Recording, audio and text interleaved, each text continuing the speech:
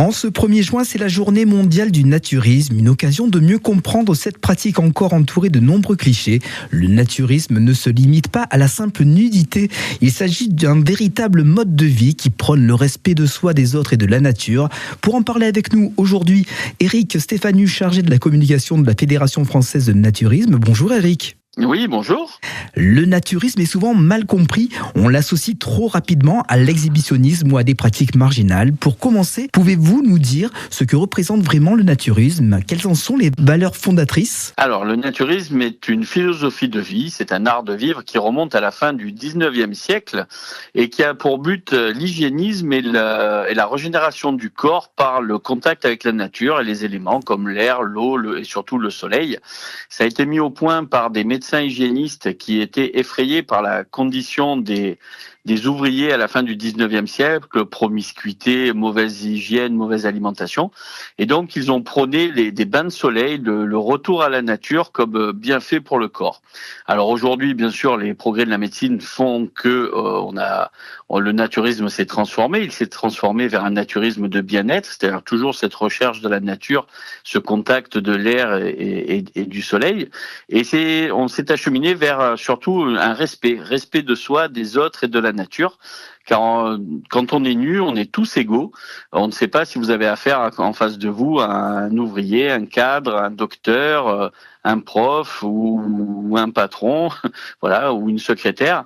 Donc en fait, le naturisme est vraiment républicain parce qu'on a l'habitude de dire tous nus, tous égaux, et on vient chercher justement ce refuge-là dans le naturisme. Pas de jugement sur le corps des autres. On s'accepte tel que l'on est et on souhaite que l'autre nous accepte tel que l'on est. Et comment se porte le mouvement naturiste aujourd'hui en France et à l'international? Est-ce une pratique en croissance, en particulier chez les jeunes générations, ou rencontre-t-elle encore des freins culturels et sociaux? Alors, en France, il se porte plutôt pas mal et nous avons fait un sondage avec Ipsos qui montre qu'aujourd'hui, la jeune génération est beaucoup plus réceptive au naturisme que la génération de leurs aînés. Aujourd'hui, on a 25% des Français qui déclarent avoir pratiqué le naturisme au moins une fois hors de chez eux. Et parmi cette population-là, 32% des 18-24 ans et 37% des 25-34 ans déclarent faire du naturisme au moins une fois par an. Donc on constate que ça se progresse chez les jeunes. Ils viennent justement chercher ce rapport au corps qui a été dénaturé par la mode, par les réseaux sociaux, et ils viennent chercher une vérité dans la nudité en commun. Le naturisme se pratique souvent également dans des lieux spécifiques, plages, centres, camping, mais les naturistes demandent aussi plus de reconnaissance et de liberté. Quels sont aujourd'hui les principaux défis à relever pour que le naturisme soit mieux accepté dans l'espace public et à l'occasion de cette journée? Alors, à l'occasion de cette journée, nous, ce que l'on demande, c'est d'expliquer aux gens que la nudité n'est pas de la sexualité, la nudité est l'expression naturelle du corps, et que vous pouvez trouver des naturistes en rando nu, ça progresse dans les espaces naturels. Alors, bien sûr, on choisit des sentiers très peu utilisés, où on croise peu de monde.